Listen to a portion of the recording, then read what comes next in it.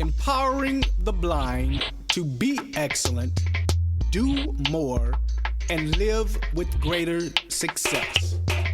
This show is for you and about you. Welcome to the Delivering Access Podcast. Welcome back, listeners. I have a very special guest today, a person that I ran into at the NFB of Pennsylvania's state convention, and I've heard about this guy all over the interwebs, and I'm sure when I mention him, you all will know him as well. I am simply pleased to introduce our guest today, Mr. Buddy Brannan. Buddy, are you prepared to empower? I am ready. Man, that's great. So let's go ahead and jump right in. If you could start off by telling us a little bit about yourself, how you became blind, where you grew up, and some of the tools that you've used along your way. Okay, so, I'm Buddy Brannan. I'm 40 years old. Born in Arizona, spent most of my life growing up in Texas. I went to a school for the blind for the first from when I was 4 until sort of the first half of 5th grade. Then we moved to Texas and I was mainstreamed. Of course, used Braille lots, and I think that was one fortunate aspect of having some time in a specific school for the blind was I got lots of Braille, lots of ability to read, and so I became a voracious reader.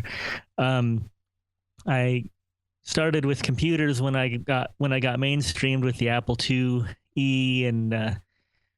and sort of was hooked on technology from then on. So now I'm a tech support representative for Serotek, and so I get to play with toys and all kinds of stuff. So, like I say, lots of computers. Braille, of course, is important. Audio, I'll pretty much use anything that's useful anything that's useful. So yeah, there you go. Okay. And this seems to be a common theme with the last few guests dealing with Braille and Braille literacy. How do you see Braille playing a very important part in your role, just getting employment and living life every day? I don't use a lot of Braille lately, and that's mostly, I don't know. I just don't. But I still think it's really, really important. For blind people, Braille is literacy, and there are simply concepts that you just can't get through audio, and that you have to have a concept of, just for communication, written communication. You just can't get through audio. You can't get things like, spelling is an obvious one, but also sentence, paragraph structure, punctuation, things like that really make a huge difference as far as how people perceive you in your written communication, whether they perceive you to be intelligent or not. And there are things like that you just can't get with audio. Mm-hmm. And so I see a lot of blind people that are, they're in college, they, younger people, they're in college, they're maybe have graduated from college even, and I see how they write and how they spell, and it's just so sad to me because they're going to have such limited opportunities just simply because they don't come across as competent in the way that they write, and I think that's really important. Yeah, I can definitely see that, and applying for jobs and looking at the way you use sentence structure and your verbiage is very important. I don't want to harp on it, but I do want to ask this question pertaining to Braille. Do you think it's a difference when a person, say like myself, who went blind at age 30, so clearly I'm literate and I know what letters Sure. and word formations and sentence structure should look like. Is there a difference you feel that's major enough from the person who is blind from birth who needs to use Braille versus the person that, is, blind later in life? How do you feel about that? Oh, that's hard because I don't really have a frame of reference. I think it's important for people who are blinded later in life to be exposed to Braille and to learn it, even if for just simple tasks like labeling stuff around your house. I mean, the batteries on Braille don't die. So you need these kinds of tools that sort of are low tech and that don't have failures as much, if for no other reason than because you just, like I say, batteries die, technology breaks. And sometimes it breaks at really, really inopportune moments. And so you really need to have something that you can rely on and I think really Braille fills that need. Okay. So I'm going to transition a bit. And I know when I met you at the NFB of Pennsylvania's state convention, clearly you have some advocacy bones in your body there. So tell us a little bit about how you're working to invoke change in the blindness community. Really, it's just by example. I think I think of myself kind of as which is strange, belonging to the NFB. I guess it's a little strange to think of myself as sort of apolitical. Because I think that our issues really cross, party lines and things like that. But I really think that the best thing that we can do to further our cause as blind people and sort of our equality and how people view us and that sort of thing is really to just be out there in public doing our stuff and just showing people, because you can say it all day long that, well, I can do anything as well as anybody else can, but people don't believe it until they see it or unless they see it.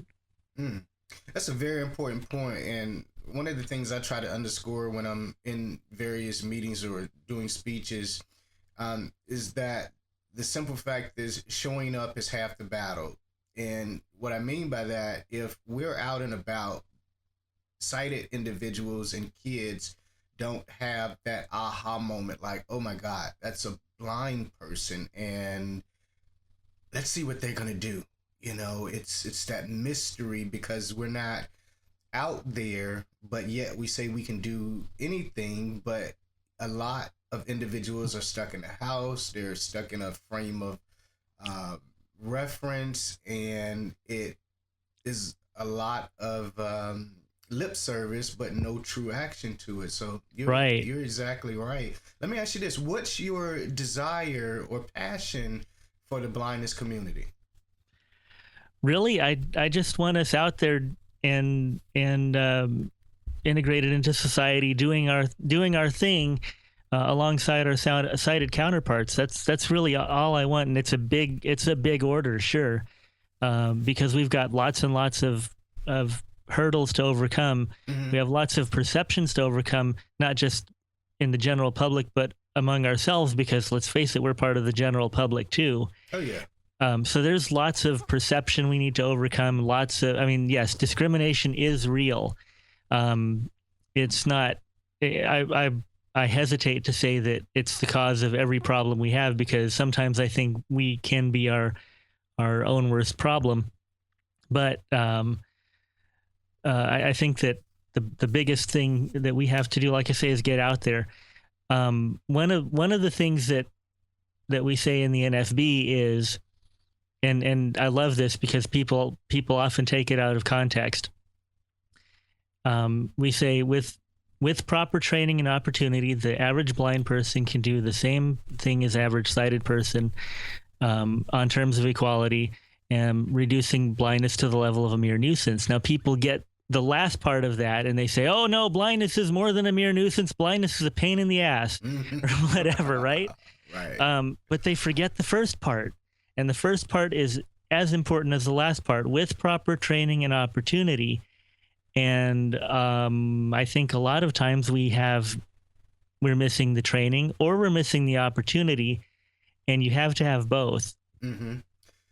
One of the things I use a formula called TIE, TIE, like a necktie, talent, image, and exposure, when dealing with different employment seminars and kind of painting the picture for individuals. But 10% of that is talent. If you're in a pool for, any job position, name it, journeyman machinist, aircraft carrier, maintenance guy, floor sweeper, whatever it is, you're applying for the job with several other people, and all of you all have that same talent, that 10%, and the other 30% is your image. What are you projecting outward to the people that you're interfacing with? And that's 30%. Do you look groomed and better than the person next to you that's applying for that same position? And then that opportunity that the NFB speaks about is really all about exposure. How many people do you know? How many people know you? And how big is your net and your network of being out there? Because let's face it, if you're in the house, you're not getting exposed to any opportunity. That's right. But yet we talk about 70% of the blind unemployed, but how many of that 70% is actually looking for a job? Right. And that's a really difficult problem too. It's not nearly as easy as, well, sighted people hate us. And it's also not nearly as easy as, well, we get discriminated against. And it's also not as easy as, just society just has a problem with us. All of those things are true. And there's some truth to we get out there and we hunt and we search and we pound the pavement and we've just been beaten down one too many times and we can't get up again. There's some truth to all of that. Mm-hmm. But there aren't any easy solutions either. But the best thing that we can do, like I say, is to get out there and again, like you said, the exposure. That's key. And like you said too, talent's only a part, and it's only a small part. Mm-hmm. You have to really try. And as blind people, I think that we do. We have, and it's a fact. It's a rotten fact. It's kind of a sad fact, and we don't have to like it, but there it is. We have to try twice as hard to get half the credit, mm-hmm. and that's just a fact. There are no two ways about it. There's no way around it. That's just the way it is. Yeah. So, I mean, you just have to prepare yourself for that, because that's life. No one says it's fair, but there it is. Yeah, absolutely. And I still like the whole opportunity thing. A lot of times I go different places, whether it's to the Capitol or whether it's to a meetup, business meeting, or just whatever the case may be outside of, the advocacy for blindness. And I'm the only blind person there. And I really use that as an opportunity and a way to open the doors of opportunity, simply by knowing that people are curious, Mm-hmm. And it's a lot easier for me to walk up or bump into them and introduce myself, and they see the cane and, they're just automatically curious. So why not satisfy that curiosity with something empowering, something that's gonna put me at the forefront of their mind? And they ask questions, how did you get here? I'm like, well, mm-hmm. pretty much the same way you did, right? Whether you drove yourself or whether you walked in the door or what have you. So and those opportunities only come when you're out there looking for them. So you're exactly right. So I know you are very big into technology and using technology and Love being technology. exactly. That's what I gathered to be one of your passions. So what's some of the mainstream and/or adaptive technology that you're using to do more each day? Well, on Windows, of course, I actually have 3 screen readers installed on my Windows machine. Sounds like Um, me. yeah, you got to have it. I've got system access, which I use a lot because, of course, I work for Serotek, and it really meets most of my needs there. But I also have Window Eyes, and I have NVDA, which is fantastic. Those guys are doing really neat stuff, and I really hope that they can continue to do that. So if you haven't donated to NVDA, you should. But they're doing really neat stuff. I of course have a Mac. I've had a Mac. Actually, I got my first Mac in 2005 when VoiceOver first came out on Tiger. I got this crappy G3 500 megahertz iBook, Apple iBook. Basically because it was cheap and I got it off eBay and I wanted to play with VoiceOver and see what it was like. Right. And well, that machine got a little slow for me, and it was used and things started not working right, and I put it aside, and then I got my first quote unquote real Mac in 2007. I haven't looked back since. So I've got the Mac, I've got the iPhone. I'm on iPhone number 3, and I have a funny story about that. Go ahead. That it's some people see a point here in that, oh, well, Apple's people need to know more about accessibility, but I kind of just saw it more as a funny observation. But I was talking to Apple Care on Thursday because my iPhone has what could be a small defect. The screen, I don't think the screen's supposed to move when you tap on it. No. No. There's a little bit of the adhesive in the top right-hand corner that I guess isn't sticking, and so you let it set long enough, the screen comes up a little bit and you push on it and you kind of hear it kind of thump a little bit and it clicks and it moves. So I called Apple and I asked them, well, should I be worried about this? I kind of think maybe I should, but this isn't normal, right? They said, no, this is definitely not normal. So we arranged to have the express replacement where they're going to send me an iPhone, and I send this one back. And so the guy says, all right, so before you send it in, you want to go ahead and turn off Find My iPhone. So I'm all right, just a second. So I unlock the iPhone. I'm going through it and going through the settings, going to iCloud. And he says, that's got to be annoying. I said, what's that?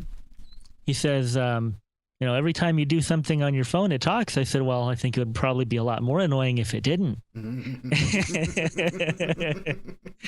And so, of course, people are saying like, well, geez, Apple should really, the Apple techs should really know more about accessibility and how to meet our needs. And I said, I don't really expect that from them. It's they shouldn't care. They don't, I don't expect the frontline people to know about accessibility. Sure, the accessibility specific hotline, yes, absolutely. But frontline mainstream support, I don't expect them to know about that, except as far as to know that it's there, maybe how to turn it on. But other than that, I don't think they need to know or care. Anyway, I think he had some exposure to it because, I told me I'm blind and I've got the voiceover turned on. He didn't really seem fazed by that at all. So I think that we kind of sometimes get caught up in our own stuff. And so, we don't really think, well, okay, maybe they've had this training, but how likely is, an Apple support person who talks to hundreds of people a day, how likely is somebody like that to actually run into somebody who uses this stuff? Right. I mean, we're a small population. You're right. So, yeah. I call it wearing your blindness in your pocket. We seem to pull it out and think everybody's supposed to know that you have, this wallet with blindness constantly in it. And it's not necessarily the case. I talk to a lot of tech support people, whether it's HP, and I must say they are now aware that some type of adaptation to their support needs to be made. I don't get that. What do I do if you can't see? I had HP say, "Oh, okay, well, we can just do it remotely. And it is accessible, so I need you to enter in this code when I, send you this link." And I mean, it was amazing. And, she didn't know the ins and outs of voiceover. She was probably reading from a script, but the script worked because somebody, has advocated, about impairments to, HP. And it didn't have to go to, hold on one second. It didn't have to go to 3 levels to say, okay, well, I reached the top tier guy. So go ahead. Now, I think that's really changed a lot, not just since, 508 and all this sort of thing, but I really think that Apple has really pushed that forward. When iOS version 3 came out with the, was it version 3? Yeah. Mm-hmm. Came out with the iPhone 3GS. And then Apple really had, and they started it with voiceover, okay, but it really took off when Apple pretty much made this commitment that all of their products across all of their product lines are going to have accessibility. And now Apple has one product, that isn't accessible. Yep. And I think that people are starting to sit up and take notice of that. I think that, along with, like I say, 508 and those big federal contracts, probably doesn't hurt. Yeah, exactly. So there you go. I think that's all starting to change. But the thing is, like I say, they don't have to know and they don't have to care. Sometimes it comes up, and I think that here's how I view the whole blindness thing. Okay, I don't make a big deal out of it, but I also don't make a big deal out of not expressing it. It's part of my life, and it's certainly not what defines me, but it is it's an aspect of me that I, number one, don't feel the need to trumpet, but number two, don't feel the need to hide behind or hide. Yeah. So, well, it still goes to being out. If you're out, you're gonna always have the opportunity to show a good face to your need, because I mean, let's face it, if you're going to the movies, you're going to need some type of assistance, know, and it doesn't demean you by needing assistance. I mean, even when you get the audio described device, I mean, you have to go to someone that's going to help, program it and then give it to you, and then possibly help you into, theater 6, where the sighted person is just going to walk after getting their popcorn into theater 6. So, just by being out, you never know who you might run into. I mean, that lovely girl helping you to your seat might be the daughter of an attorney that might want to donate to your cause because, his aunt is blind. I mean, you don't know. But, one thing is for sure, if you never get out, the answer is always going to be no. So, yeah, you're right.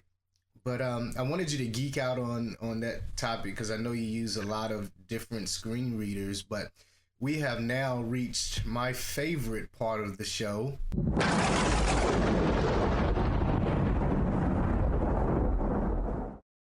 The thunder moment. And this is where I ask you a series of questions and you come back with brief and to the point answers. Sound like this one's good.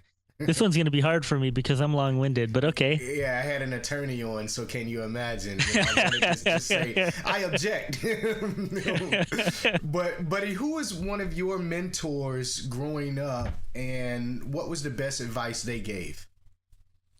Oh, I've had so many. I've been really blessed that way. But as far as advice, one of the best pieces of advice I got was, I think, a Mark Twain thing that somebody told me, and it was, don't let school get in the way of your education, which I thought was fantastic because there's so much that you go through in school, especially like after high school and stuff, that's just fluff. But the real things that you learn our life, right? But as far as mentors, you know, what was really a great thing for me was in high school, I got into ham radio, and I had a couple of strikes against me in high school. I was blind and I was a geek. And so, you know, I had problems socially. Like after the school bell rang, I was done. I ceased to exist in school. All right. But ham radio was great because, you know, you were just the guy on the other end of the radio, and I met lots of adults, and the cool thing about it was that I was treated with respect. I wasn't just some dumb kid. I was an equal, and I was respected. Not for anything except, you know, I was a fellow ham and I had, you know, these particular skills, and I went through these same kinds of testing and whatnot to get there, and so I was treated as an equal, not like some dumb blind kid, which was great on so many levels. So I really think that was a big thing for me. Okay, so were you like Delta Bravo Sierra 1 2 3? What's your hand? Was and still am KB5ELV. All right, absolutely. So just the technology was your mentor and your inspiration. No, the technology was the vehicle. No, it was really the people. Okay, and it's always the people. Yeah. You're absolutely right. Again, the theme, it seems like we're coalescing into, is the opportunity, the people, the exposure. So yeah, you're right. So life as we know it, being you're 40, I'm 37, is full of roller coasters. We got the ups, we have the downs, you know, we have the plateaus. Give us either a up or a down in your life as it related to your blindness and how you know, kind of overcame it or celebrated it. Well, again, like the serious down was, like I say, high school, serious down. Just like I say, I didn't really fit in with people, and you know, you're a teenager, you've got the raging hormones and everything, but you know, you can't get a date. It kind of sucked. I knew it was coming to. Yeah, well, you know, it did. It really did. It got better. Yeah. But you know, high school was just it was high school. Yeah, I don't think. Yeah. I don't know. I wonder if anybody really remembers high school fondly. Man. I do not. But like I say, it got better. You know, after I left high school and went into college, and then dropped out of college because I figured I really don't know what I want to do with my life at this point, and I'm just wasting time and wasting money and all this sort of thing. So I should probably do something else. You know, it like I say, it got better. You know, I met people and you know, the thing is, you just got to keep going, right? Oh yeah, absolutely.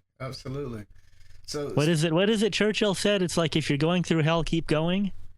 Well, I guess if you're going through hell, you might as well keep going, because keep going. You'll get out the other side if you keep going. I don't know what causes you to get there, so I don't want to turn around to see. That's right.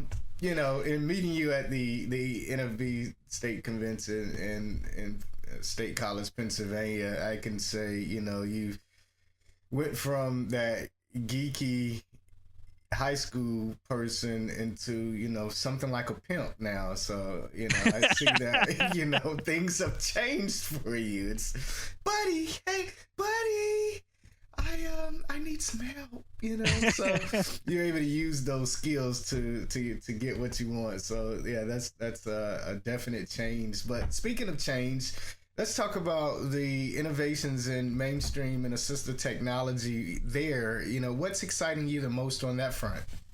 Trends. Like I said, before, that the fact that we're getting more accessibility into mainstream technology is really exciting. But you know what really excites me is more access to books.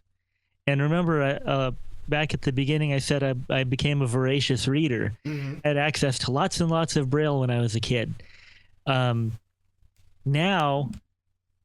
with with iBooks, with Kindle, with Barnes & Noble Nook, and that's even in addition to things like Bookshare and NLS and all those things, we have access as blind people to more information than we could possibly ever want or need.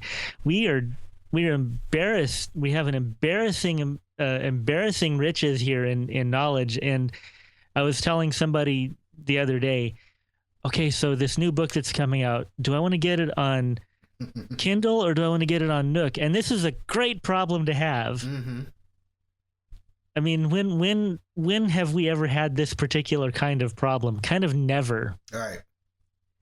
And to have this much access to this much knowledge, and people say knowledge is power, right? Yep.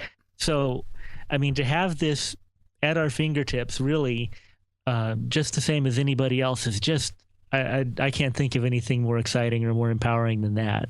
Yeah, and let's not forget, Google and Audible and right. And I usually now what I would do is, just get the Audible book, and then if I need the text to take notes, they offer, for a couple of bucks more, the Whisper Sync, and get the Kindle edition as well. So that's just something.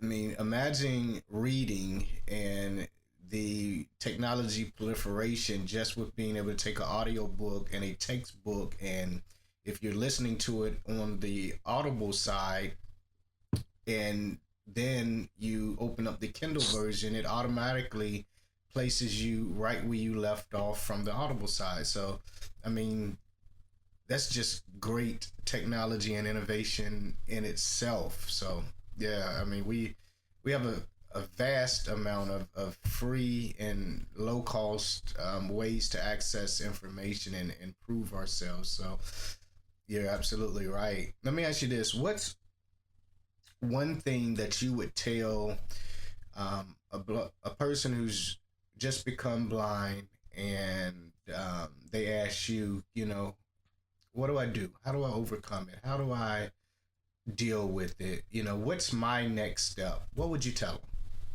Really, it's a day at a time. It's a process. I would really I'd tell them to, get together with some other blind people, because you can't.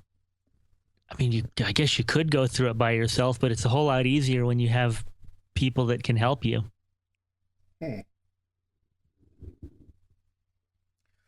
That's some great advice, buddy, and you've given us some great insights into your life the whole interview today.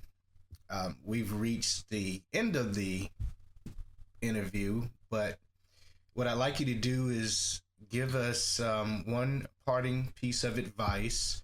Tell us how we can reach you, and then we'll say goodbye. Okay. Oh, advice. I'm never any good at advice, mostly because or maybe I'm too liberal with advice, but wow. I don't know. Really, I just say don't be afraid to ask for help or ask questions about anything, because that's the only way that you'll learn anything is by asking. And